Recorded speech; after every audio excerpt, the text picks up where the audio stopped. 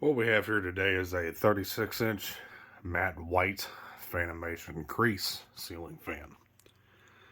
This one here is from December of 2015, which the introductory year for the Crease was actually 2016. So this is one of the very first ones ever introduced, and these things actually only lasted until 2018. That's when they were already discontinued. They were not a very popular fan, from what I gather. This fan was part of the studio collection from Fanimation, which was a more affordable line of fans because Fanimation is more of a high-end showroom brand. Showroom means high dollar. These are actually sold at Lowe's, and you could also get them from Amazon or any kind of other online shopping outlets as well. Pretty interesting fan here. Downrod mount. First switch arrows on the top. A little bit of information all the way around the top of the motor there. It's where the fan's capacitor and the reverse switching wiring is held in. Blades on the fan are plastic. You notice how interesting the blade design is on these. And that is exactly how they want you to install the blades. They're not upside down. The motor housing here is all plastic as well. And it uses a T4 halogen lamp. Unfortunately, the glass on the fan is missing. It was like that when I got the fan. This fan was actually a return directly to Fanimation. That's how I got it, from one of the Fanimation group meets, where they sell a lot of return fans that they deem that are as acceptable to be resold just to collectors. You know, that's the only way you can get to these things. Otherwise, these things, as soon as they return to the manufacturer, they get destroyed. That's just the rule. They can't be resold after somebody's already bought them. The Crease, from what I gather, I've read some reviews on Lowe's when these were sold, and they didn't seem to be very, had some pretty, what am I trying to say here? They didn't have really good reviews. A lot of the issues come from the remote control system.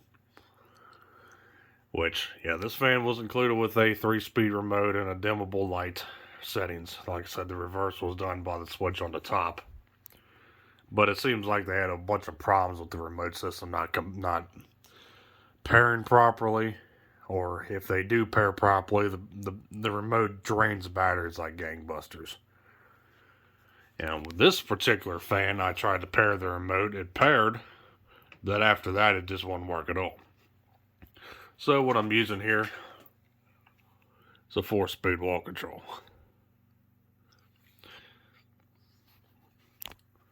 I do have the box, and I'll show you everything on with that included in the original remote system later. But let's go and get this thing started and see what it does. So there's the light. Nothing too much to see with the glass missing. And let's go ahead. Bear with me here. And start the fan on low.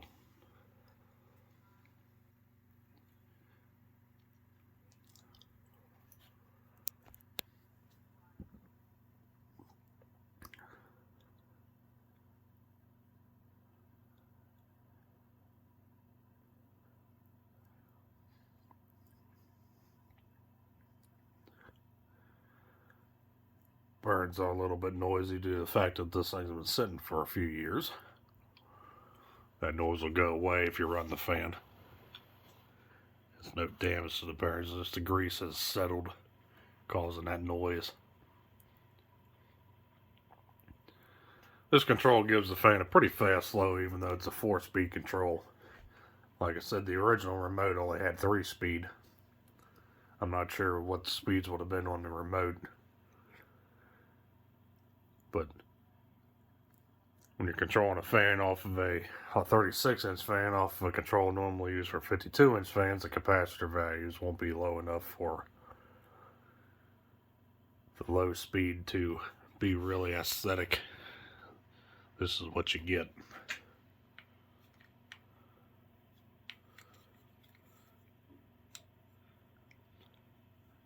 Take the medium low.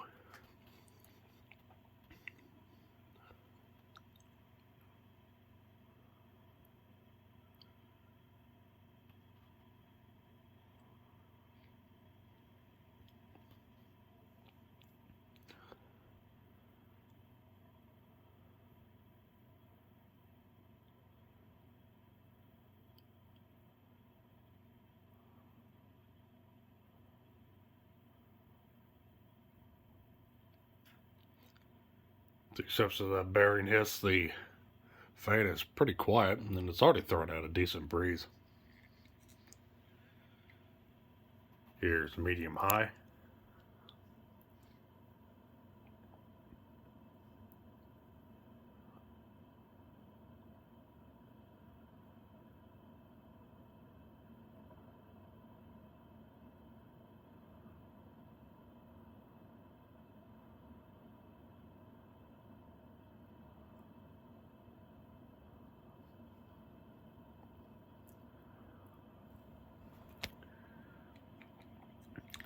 And here's high.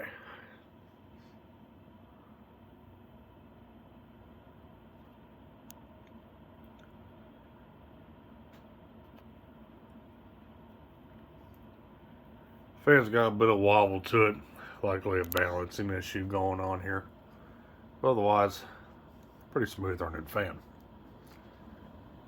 What's interesting about this design blade is that the air is not directed straight down below the fan, it's actually directed more outward.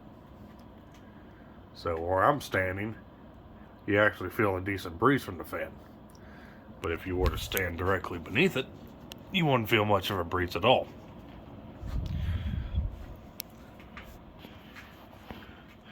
And that's another interesting, bad reviews I've seen on this fan is that, these fans don't move a lot of air. Well, that's because if you weren't standing beneath the fan, you would actually feel the airflow. Or you just simply install the blades upside down. I'm not sure how they operate with the blades upside down. I'm sure it's much worse. But these fans do throw out a pretty decent breeze for being a 36-inch fan. And like I said, it's evenly spread throughout the room. It just not beams straight down.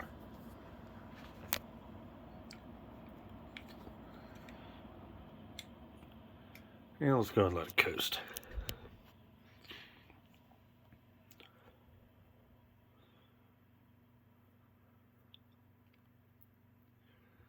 The only other drawback I see with this fan is that since this light is halogen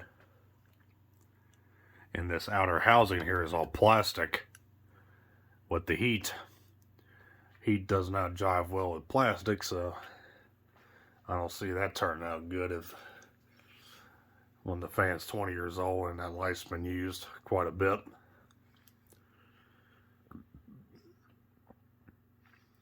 That's really my only gripe with the fan. I mean, it's a pretty neat little fan. Great for a kid's room or a girl's room or whoever wants a simple fan like this.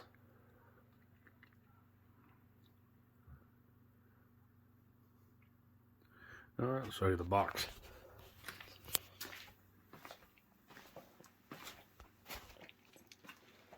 And here is the box. Same logo as the Fanimation prop fan that I videotaped a year or so ago. Same style box. Moves a rough estimate of 2,735 CFM on a high.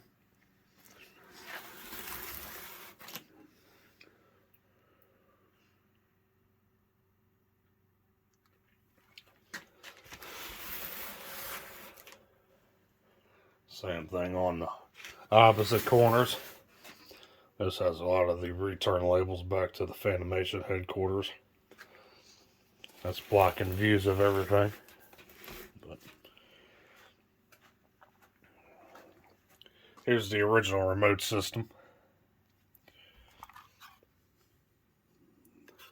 Simple remote control unit. and the remote control itself. It also has a timer on it, as you can see on the bottom 3 buttons. And a little battery, 12-volt battery that comes with it. Little attention notice, not to use the fans on variable speed or dimmers when the fan is with a remote system. And we'll flip through the instructions.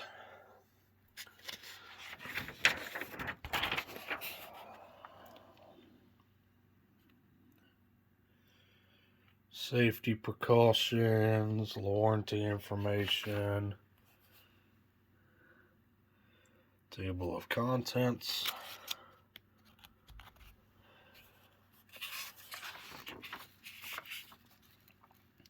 tools and materials, unpacking, parts list, energy efficient information, structural requirements for code compliance and building requirements for fan hanging. Continued on the back. Assembly instructions. Assembling the down rod onto the motor. Installing the canopies.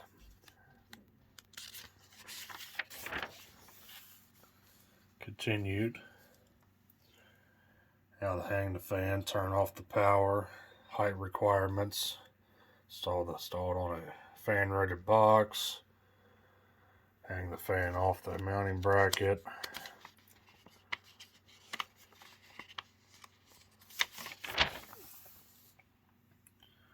Wiring instructions for the remote module.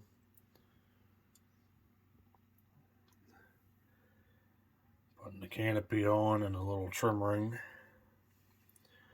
Got to put the blades onto the motor.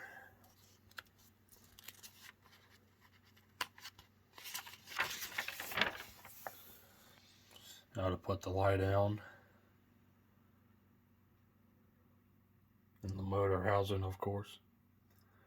And the glass that I wish I had. That's the only drawback with glass like this, is when it's missing or gets broken, you're screwed. Because it's not like any other fan like the Hampton Bay Littleton where it's just got a 4 1/4 inch fitter or anything like that, or 3 1/2 inch. I'm not forgetting what it is. But you can go out anywhere and get new glass. These you can't. I think there's probably some different models that are compatible, but for the most part, the glass is specific to the fan.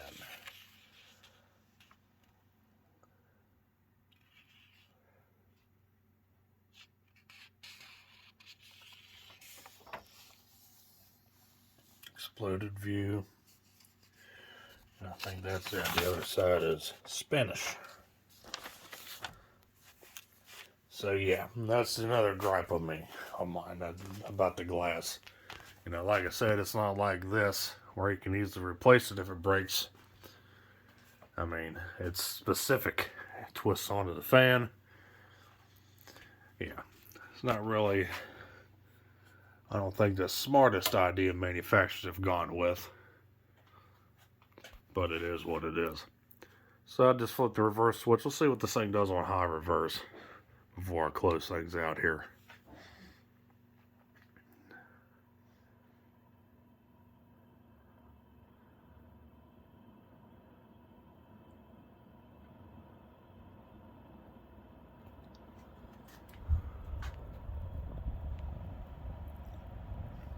There's about the same amount of air up on updraft.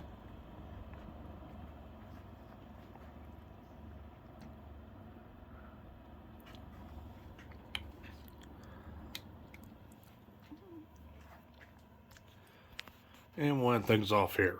So thank you for watching. Hope you enjoyed the video on this 36-inch matte white Fanimation Crease ceiling fan from December of 2015.